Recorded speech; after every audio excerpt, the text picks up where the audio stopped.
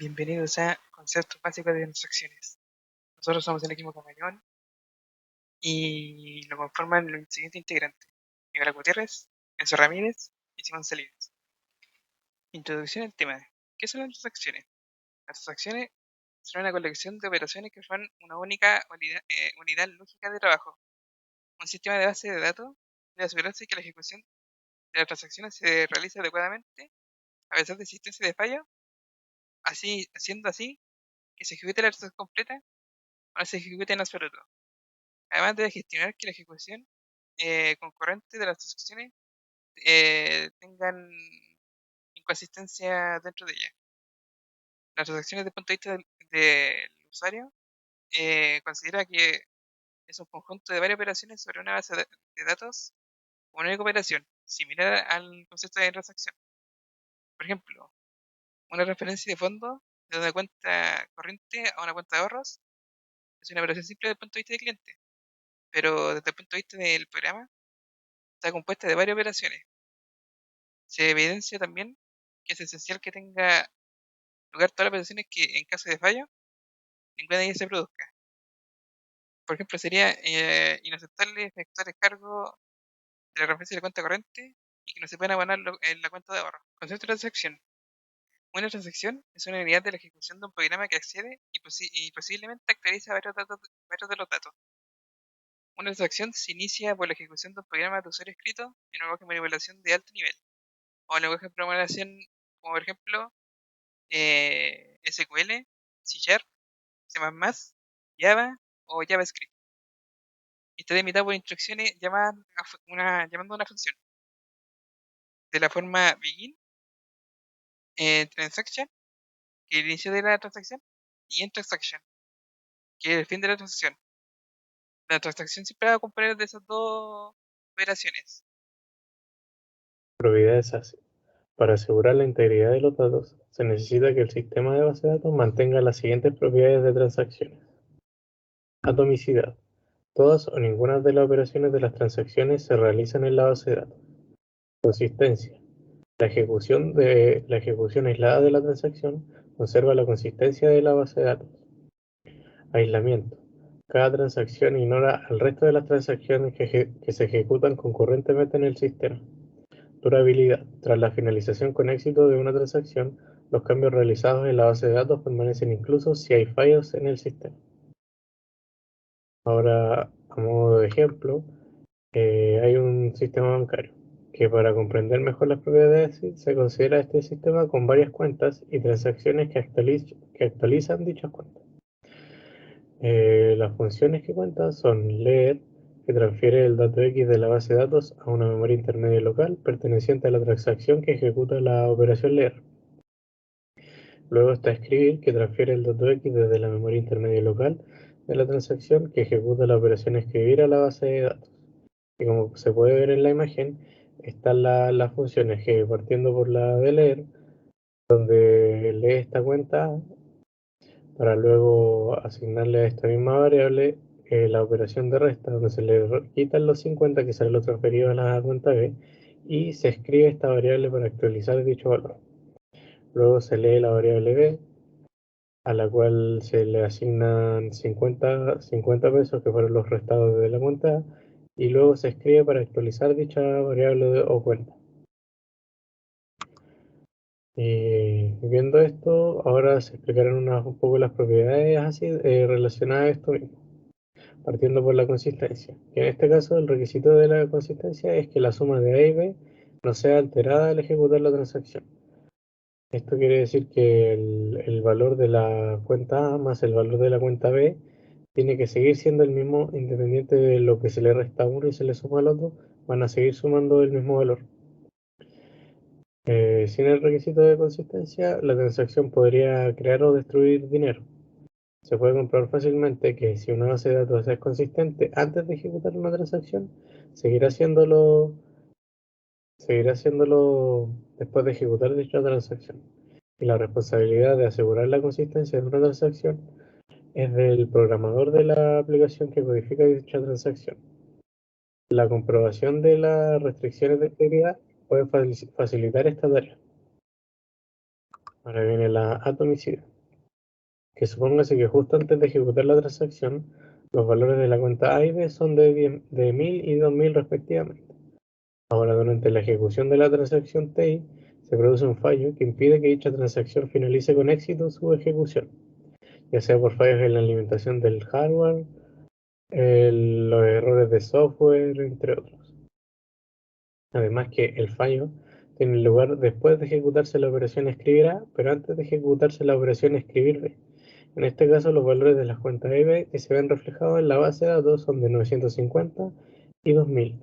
Esto quiere decir que se han perdido 50 de la cuenta A como resultado de este fallo. Y se puede entender que ya no se conserva la consistencia de la suma A más B. Así como resultado del fallo, el estado del sistema deja de reflejar el estado real del mundo que se supone que modela esta base de datos. Un estado así se denomina estado inconsistente. Hay que asegurarse de que estas inconsistencias no sean visibles en un sistema de base de datos. Sin embargo, un sistema puede en algún momento alcanzar un estado inconsistente. Incluso si la transacción TI se ejecuta por completo, existe un punto en el que el valor de la cuenta A es de 950 y el valor de la cuenta B es de 2000, lo cual constituye claramente el estado de inconsistencia. Este estado, sin embargo, se sustituye eventualmente por otro estado consistente en el que el valor de la cuenta A es de 950 y el de la B es de 2050. De este modo, si la transacción no empieza nunca o se garantiza que se complete, un estado inconsistente así no será visible excepto durante la ejecución de la transacción. Esta es la razón de que aparezca el requisito de atomicidad. Si se proporciona la propiedad de atomicidad, o todas las acciones de la transacción se ven reflejadas en la base de datos o ninguna de ellas. Y la responsabilidad de asegurar esta atomicidad lo maneja el componente llamado componente de gestión de transacción. Para la siguiente propiedad sería la de durabilidad. Una vez que se someta con éxito a la ejecución de una transacción y después de comunicar al usuario que inició la transacción que se ha realizado la transferencia de fondos, un fallo en el sistema no debe producir la pérdida de datos correspondiente a dicha transferencia.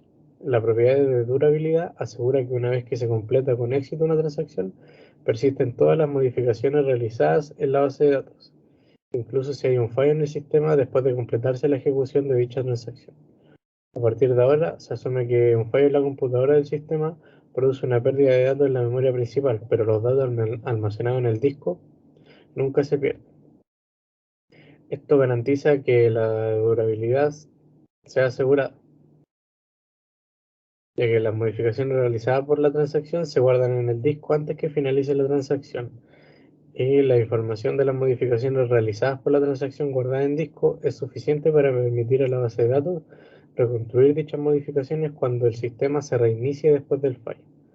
La responsabilidad de asegurar la durabilidad pertenece a un componente del software del sistema de base de datos llamado componente de gestión de recuperación.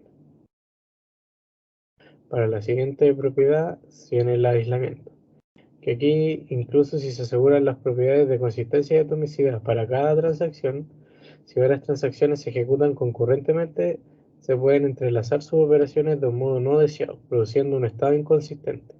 Por ejemplo, la base de datos es inconsistente temporalmente durante la ejecución de la transacción para transferir fondos de la cuenta A a la cuenta B, con el total deducido escrito ya en A y el total incrementado todavía sin escribir en B. Si una segunda transacción que se ejecuta concurrente lee A y B en este punto intermedio y calcula A más B, observará un valor inconsistente.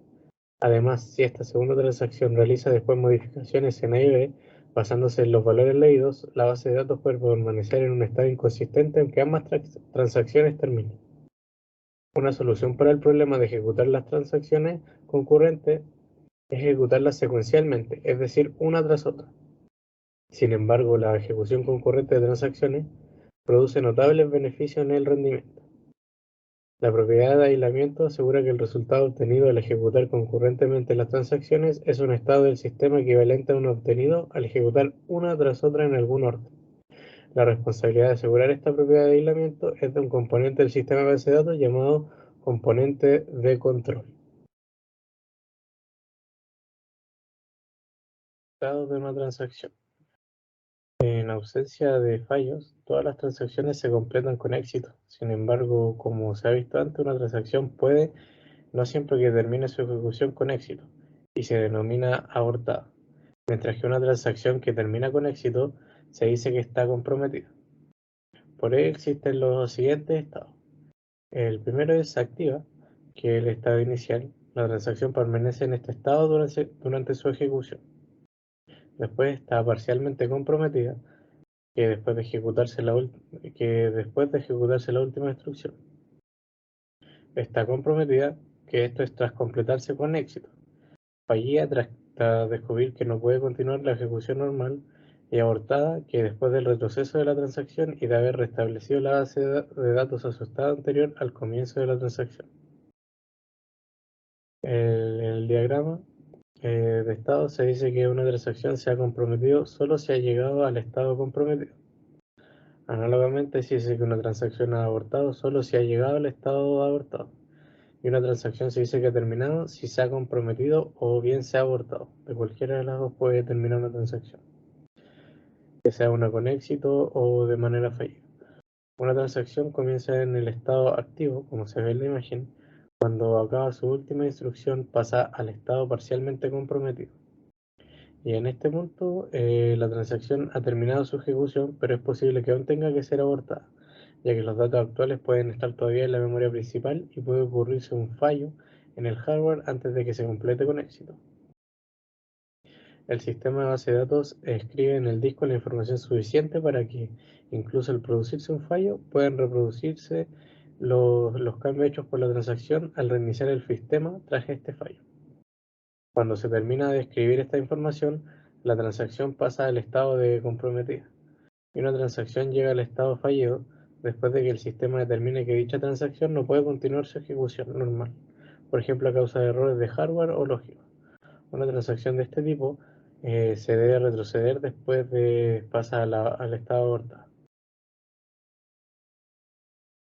En este punto, el sistema tiene dos opciones, que serían reiniciar la transacción, pero solo si la transacción se ha abortado a causa de algún error de hardware o software que no lo haya provocado la lógica interna de la transacción.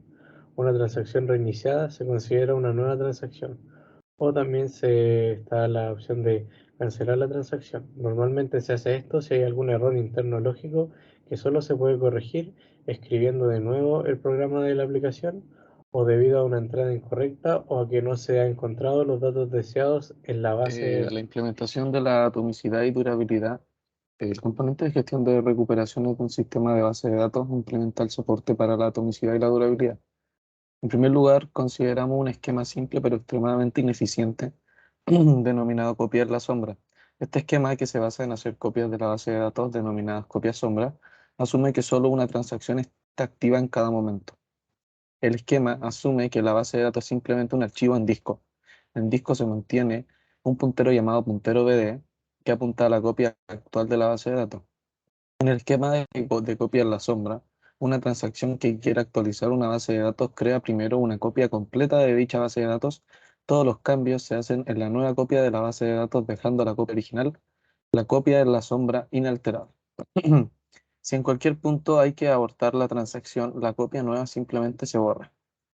La copia antigua de la base de datos no se ve afectada. Si la transacción se completa, se compromete como sigue. En primer lugar, se consulta el sistema operativo para asegurarse de que todas las páginas de la nueva copia de la base de datos sean escritas en disco. Después de terminar este comando, se actualiza el puntero BD para que apunte a la nueva copia de la base de datos. La nueva copia se convierte entonces en la copia de la base de datos actual. La copia antigua de la base de datos se borra después. Este esquema se describe en la siguiente figura, en el cual se muestra el estado de la base de datos antes y después de la actualización. Se dice que la transacción está comprometida en el momento en que un puntero BD actualizado se escribe en disco. Considérese ahora la manera en que esta técnica trata los fallos de las transacciones y del sistema. En primer lugar, considérese un fallo en la transacción. Si la transacción falla en algún momento antes de actualizar puntero BD, el contenido de la base de datos anterior no se ve afectado. Se puede abortar la transacción simplemente borrando una nueva copia de la base de datos. Una vez que se ha comprometido la transacción, puntero BD apunta a todas las modificaciones que ésta ha realizado en la base de datos. De este modo, o todas las modificaciones de la transacción se ven reflejadas o ninguna de ellas, independientemente del fallo de la transacción. Considérese ahora el resultado de un fallo en el sistema. Supóngase que el sistema falla en algún momento antes de escribir en disco el puntero BD actualizado. Entonces, cuando se reinicie el sistema, leerá puntero BD y verá el contenido original de la base de datos y ninguno de los efectos de la transacción será visible en la base de datos. A continuación, supóngase que el sistema falla después de actualizar en disco puntero BD. Antes de que el puntero se actualice, todas las páginas actualizadas de la nueva copia de la base de datos se escriben en disco. De nuevo, se asume que una vez que un archivo se escribe en disco, su contenido no se daña incluso si hay un fallo del sistema. Por tanto, cuando el sistema se reinicie, leerá puntero BD y verá el contenido de la base de datos después de la transacción haya realizado todas las modificaciones. La implementación depende realmente de que escribir puntero BD sea una operación atómica, es decir, o se escriben todas sus bytes o ninguno de ellos. Si se escribieran algunos de los bytes del puntero y otros no, el puntero no tendría sentido y al reiniciarse el sistema no se podrían encontrar ni la versión anterior ni la nueva de la base de datos. Afortunadamente, los sistemas de disco proporcionan actualizaciones atómicas de bloques enteros o al menos de un sector del disco. En otras palabras, el sistema de disco garantiza la actualización automática de puntero BD siempre que se cumpla que puntero BD quepa en un único sector, lo que se puede asegurar almacenándolo al comienzo de un bloque. De este modo, la implementación de la copia en la sombra del componente de gestión de recuperaciones asegura las propiedades de atomicidad y durabilidad de las transacciones. Como ejemplo simple fuera del dominio de la base de datos, considérese una sesión de edición de texto. Una sesión completa de edición de texto puede modelar una transacción. Las acciones que ejecuta la transacción son leer y actualizar el archivo. Guarda el archivo cuando se termina de editar significa completar la transacción de edición. Terminar la sesión de edición sin guardar el archivo significa abortar la transacción de edición. Muchos editores de texto usan fundamentalmente la implementación que se acaba de describir para asegurar que una sesión de edición es como es como una transacción. Se usa un nuevo archivo para almacenar las modificaciones. Al finalizar la sesión de edición, si el archivo modificado se va a guardar, se usa un comando para renombrar el nuevo archivo para que tenga el nombre del archivo actual.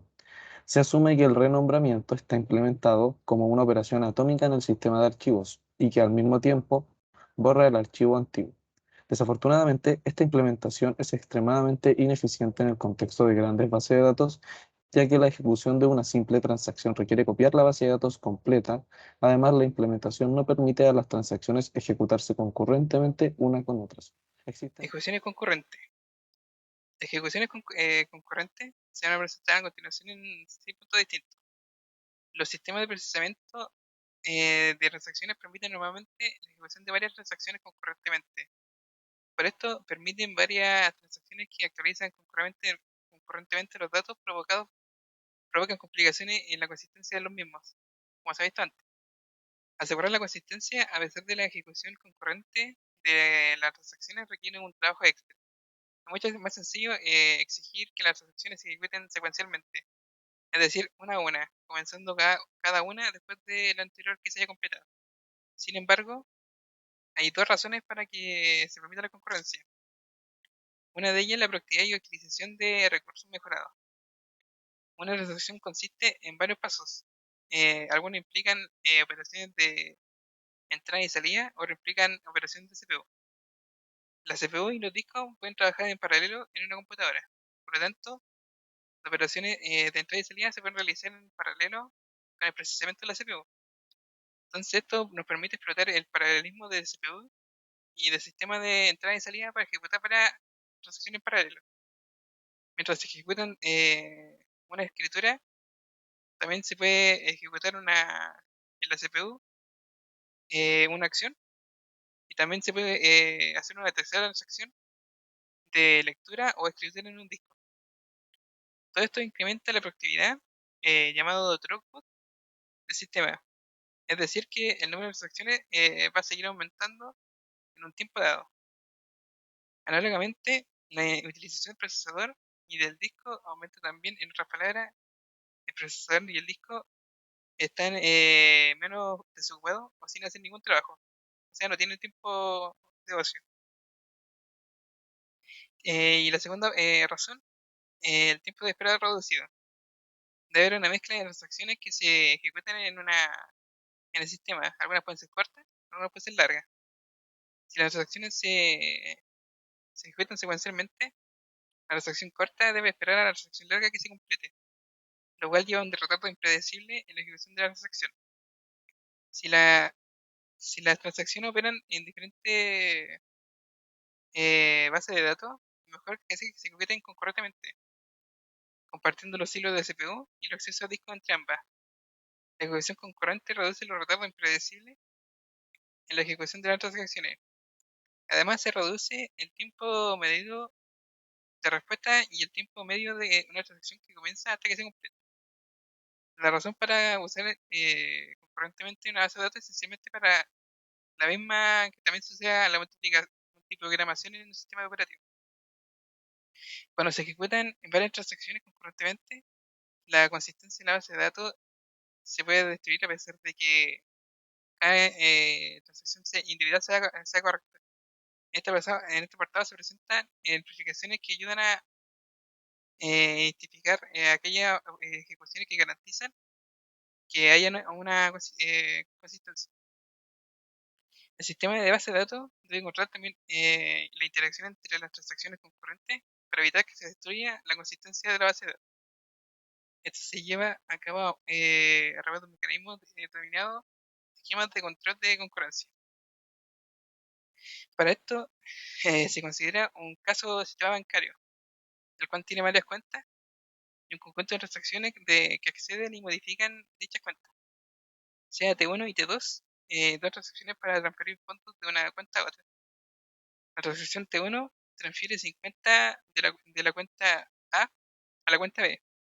Se define como la transacción 2 eh, transfiere el 10% de la cuenta A la cuenta B. Se define por la siguiente imagen. Entonces hay que suponer que los valores actuales de la cuenta A y la cuenta B son 1000 y 2000 respectivamente.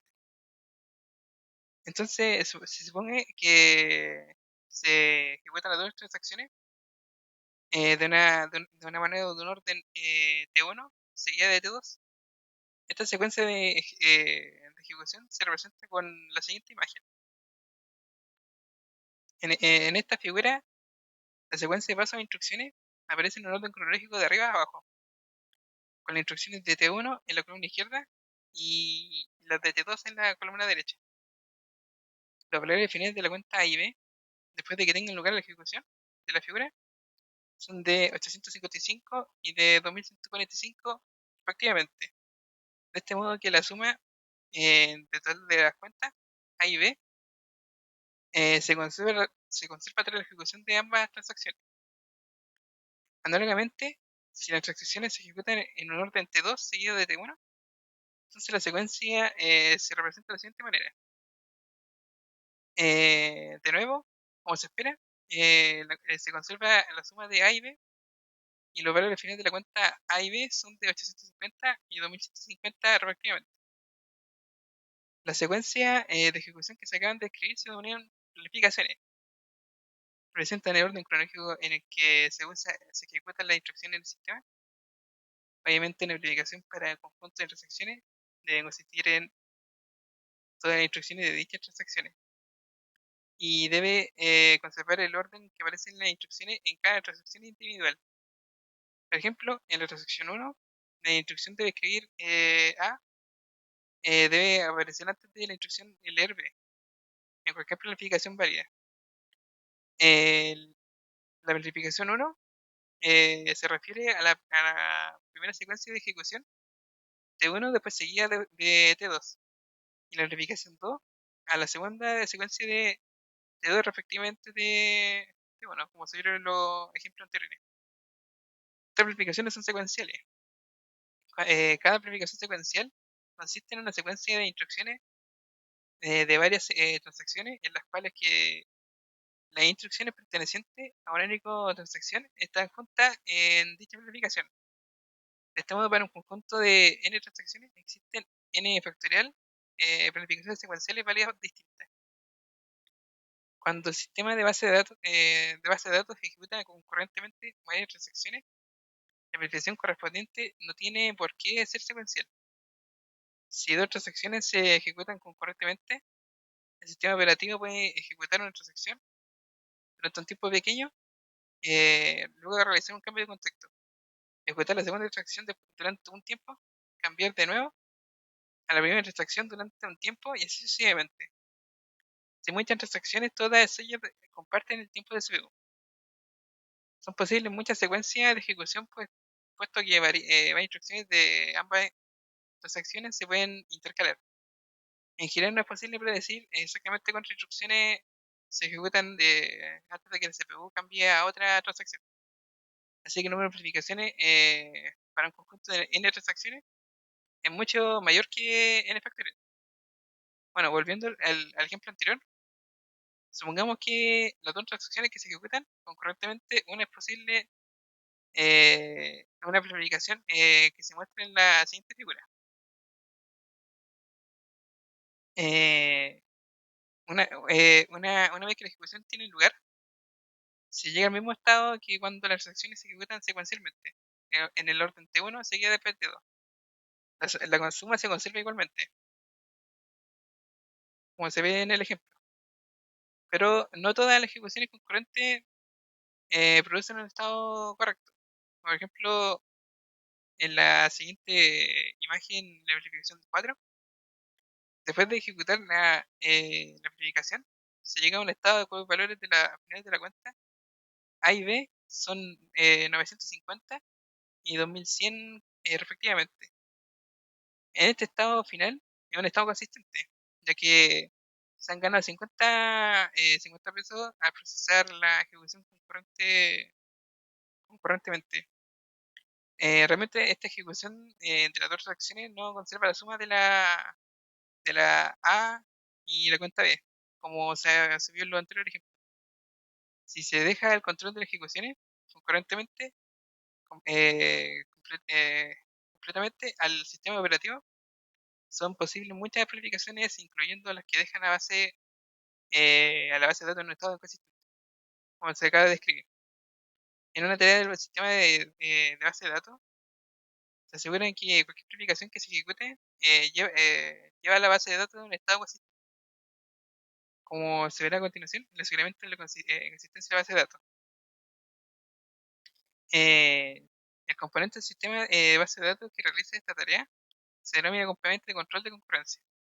Entonces se puede asegurar que la consistencia de la base de datos en una ejecución concurrente, si está seguro de cualquier planificación que se ejecuta, tiene el mismo efecto que se hubiera ejecutado antes sin concurrencia.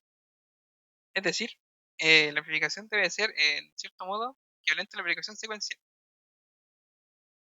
Secuencialidad. El sistema de base de datos debe controlar la ejecución concurrente de las transacciones para asegurar que el estado de la base de datos siga siendo consistente. Antes de examinar cómo debe realizar esta tarea el sistema de base de datos, hay que entender primero las planificaciones que aseguran las consistencias y las que no. Puesto que las transacciones son programas, es difícil calcular cuáles son las operaciones exactas que realiza una transacción y cómo interaccionan las operaciones de varias transacciones.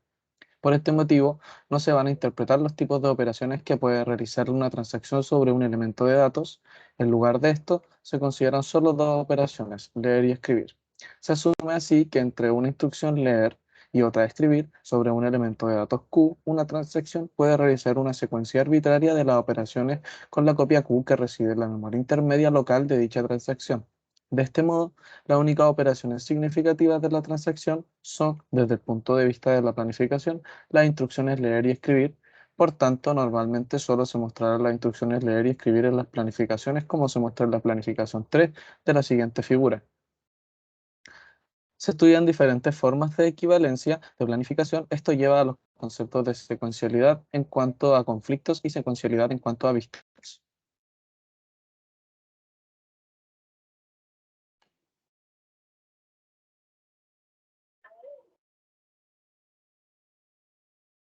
Secuencialidad en cuanto a conflicto. Considérese una planificación P en la cual hay dos instrucciones consecutivas, L sub i y L sub j, pertenecientes a las transacciones T sub i y T sub j respectivamente, y no es igual a j. Si L sub i y L sub j se refieren a distintos elementos de datos, se pueden intercambiar L sub i y L sub j sin afectar al resultado de cualquier instrucción de la planificación. Sin embargo, si L sub i y L sub j se refieren al mismo elemento Q, entonces el orden de los dos pasos puede ser importante. Puesto que solo se tienen en cuenta las instrucciones leer y escribir, se deben considerar cuatro casos. El primer caso es que L sub i sea igual a leer del elemento Q y L sub j sea igual al leer del elemento Q. El orden de L sub i e L sub j no importa, puesto que T sub i y T sub j leen al mismo valor de Q independientemente del orden. Segundo caso sea que L sub i sea igual a leer del elemento Q y L sub j sea igual a escribir del elemento Q. Si L sub i está antes que L sub j, entonces T sub i no lee el valor de Q que escribe la instrucción L sub j de T sub j. Si L sub j está antes que L sub i, entonces T sub i lee el valor de Q escrito por T sub j. Por tanto, orden de L sub i e L sub j es importante. El tercer caso es que L sub i sea igual a escribir del elemento Q y L sub j sea igual a leer del elemento Q. El orden de L sub i y L sub j es importante por razones similares a las del caso antes explicado. El cuarto caso es que L sub i sea igual a escribir del elemento Q y L sub j sea igual a escribir del elemento Q, puesto que ambas instrucciones son operaciones, escribir el orden de dichas instrucciones no afecta ni a T sub j ni a T sub i. Sin embargo, el valor que obtendrá la siguiente instrucción leer de Q de P sí se ve afectado, ya que únicamente se conserva en la base de datos la última de las dos instrucciones, escribir.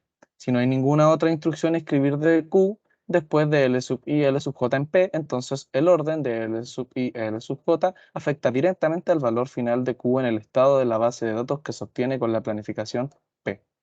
De esta manera, solo en el caso en el cual L sub i y L sub j son instrucciones leer, no tiene importancia el orden de ejecución de las mismas.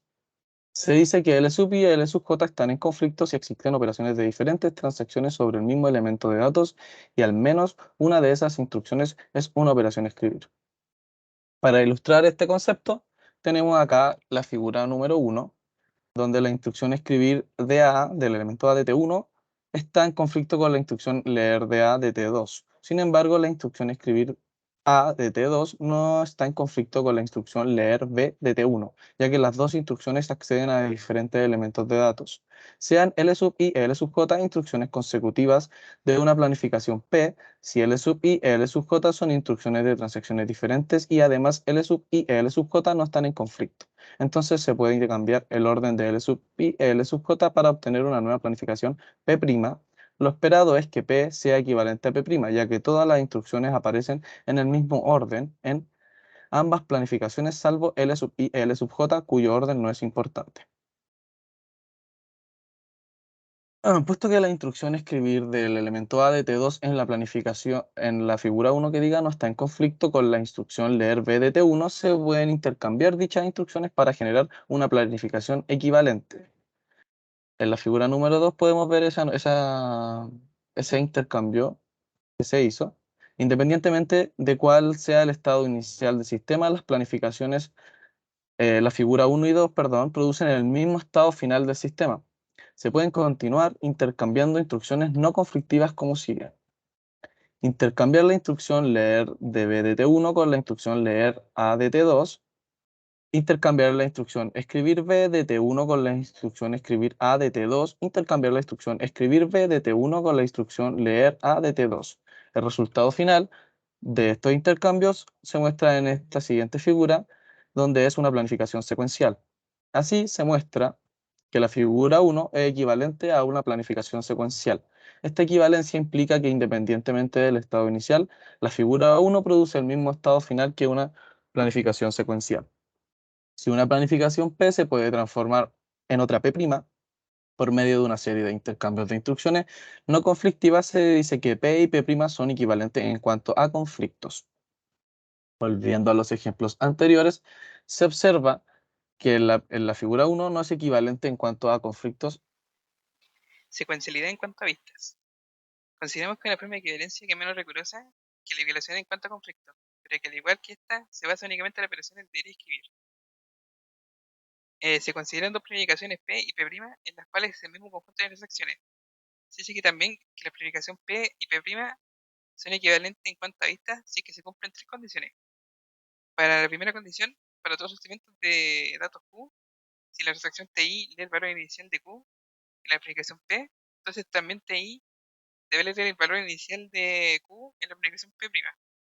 La segunda condición, para todos los segmentos de datos Q, si la transacción TI ejecuta una operación leer en la aplicación P y el valor producido de la transacción TJ, si existe la transacción, entonces la aplicación P', la transacción TI, debe leer también el valor de Q que se haya producido en TJ.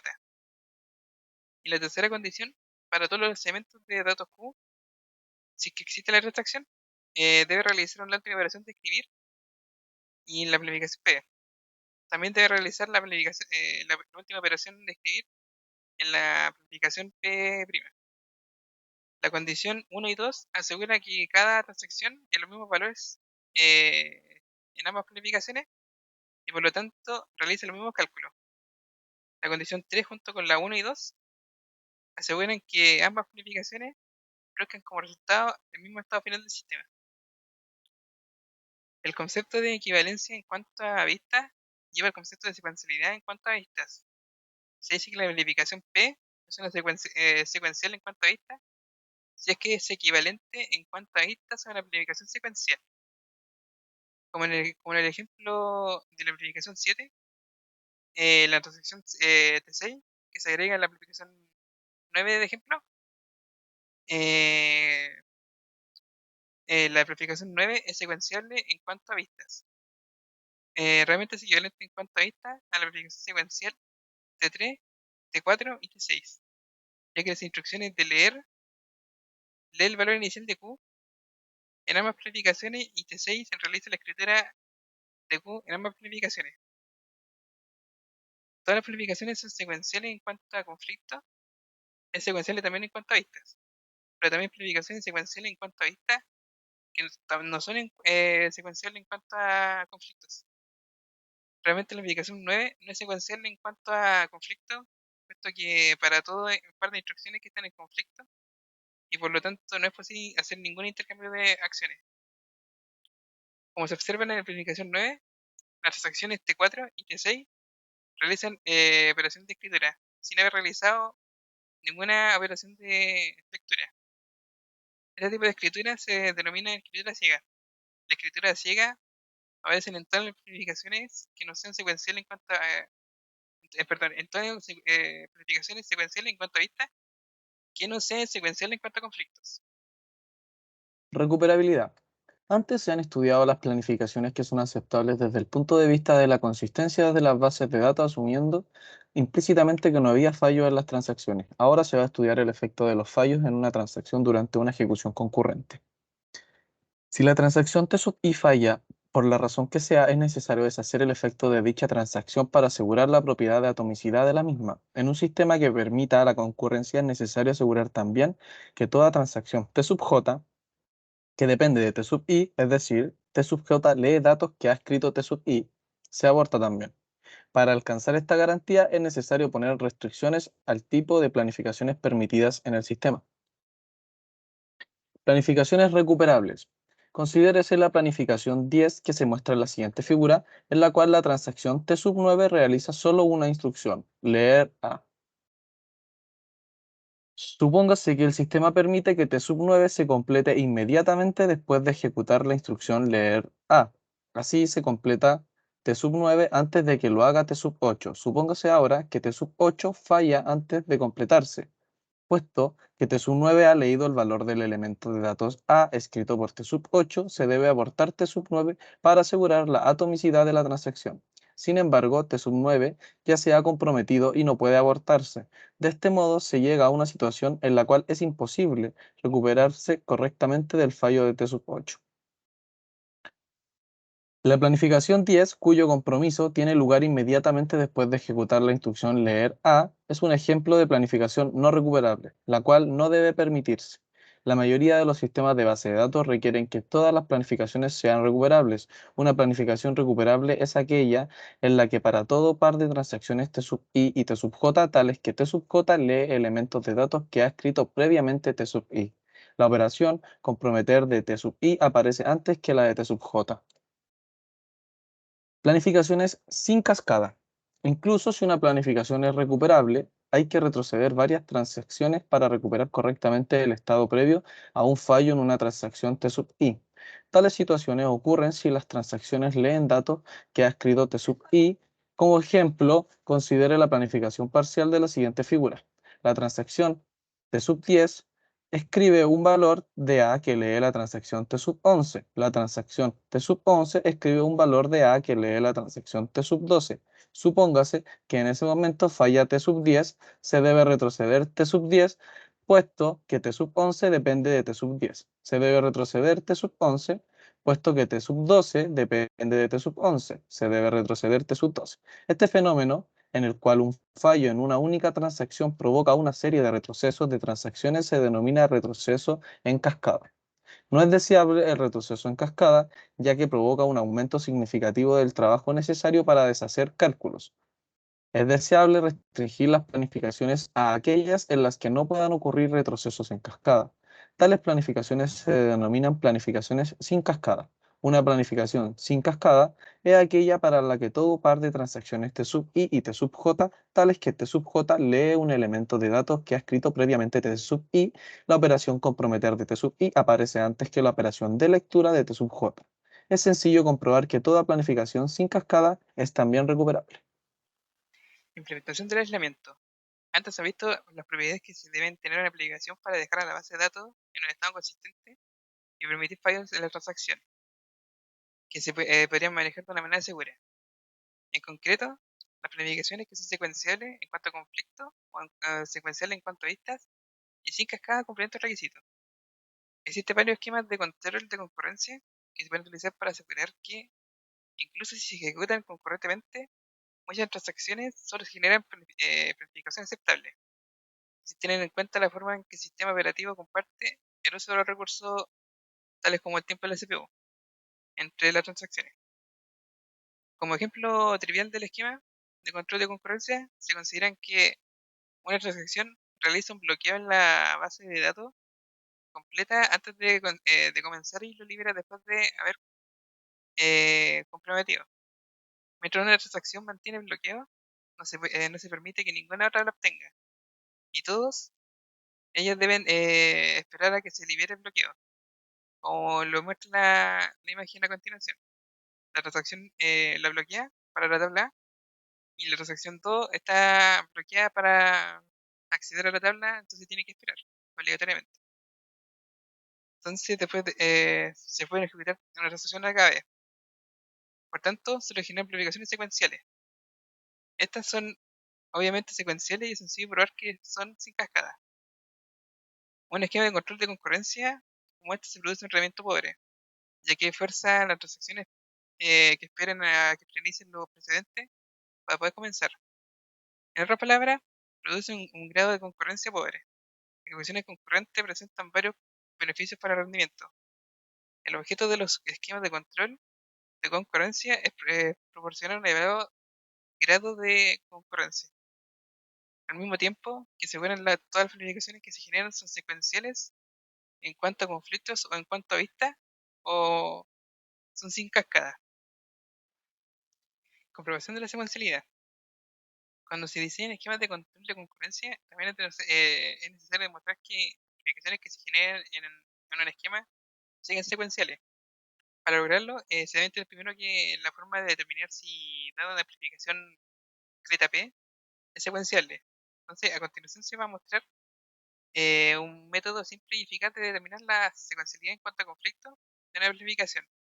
Entonces, consideramos una planificación P, se construye un grafo dirigido llamado grafo de precedencia para P.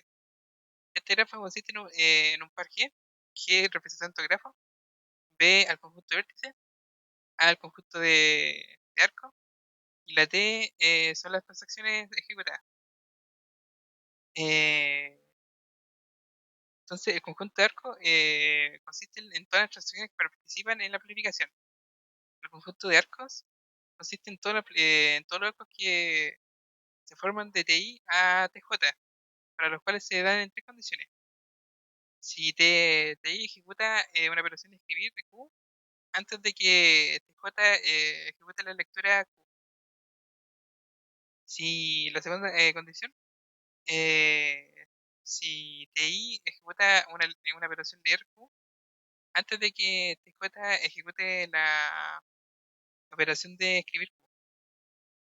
Y la tercera condición sería que TI ejecuta una operación de escribir antes de que TJ ejecute su operación de escribir. Tanto, si existe un arco TI a TJ en el grafo de precedencia, entonces la amplificación es secuencial hacia P', equivalente a P. TI debe aparecer antes de TJ. Entonces, a continuación, se muestra un grafo de precedencia que, que va de el arco de T1 a T2. Falta que tenga instrucciones de T1, se ejecutan antes de que lo haga eh, la primera de T2. Análogamente, la siguiente figura, en la aplicación 2, muestra que hay un único arco de T2 a T1 y que todas las instrucciones de T2 se ejecutan antes de que se ejecuten las operaciones de T1. El grafo de precedencia número 4 se representa con la siguiente figura mostrada a continuación. Contiene que el arco de T1, eh, debido a que T1 ejecuta leer antes que T2 y T2 ejecute escribir A antes que T1. También contiene el arco que T2 ejecuta a T1 antes, debido a que T2 ejecuta la lectura de B antes que T1 ejecute la lectura, antes que ejecute escribir B. Si el grafo de precedencia de P tiene un ciclo, entonces la verificación no es secuencial en cuanto a conflicto. Si el grafo no contiene un ciclo, entonces la verificación P es secuenciable en cuanto a conflicto. El orden de secuencialidad se puede obtener a través de la ordenación topológica, la cual determina un orden lineal que consiste en el orden parcial de precedencia. En general se pueden obtener muchos órdenes lineales posibles a través de la ordenación topológica. Por ejemplo, en el grafo de la siguiente, en la figura A, tiene dos órdenes lineales aceptables, como se puede observar también en la figura B y C. Así que para probar la secuencialidad en cuanto a conflicto, es necesario construir el grafo de presencia e invocar un algoritmo de detección de ciclo. Los algoritmos de detección de ciclo se pueden consultar en cualquier libro de texto sobre algoritmos. Los algoritmos de detección de ciclos, tales como los que se basan en la búsqueda primero en profundidad, requieren la búsqueda de,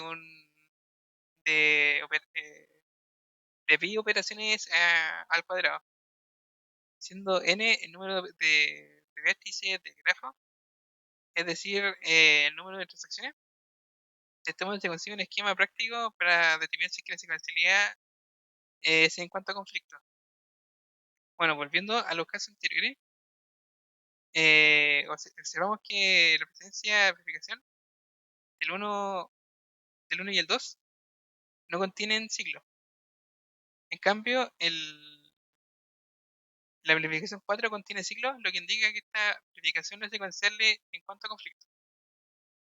La comprobación de la secuencialidad en cuanto a vistas es más complicada, por lo tanto no existe ningún algoritmo eficiente para comprobar la secuencialidad en cuanto a vistas.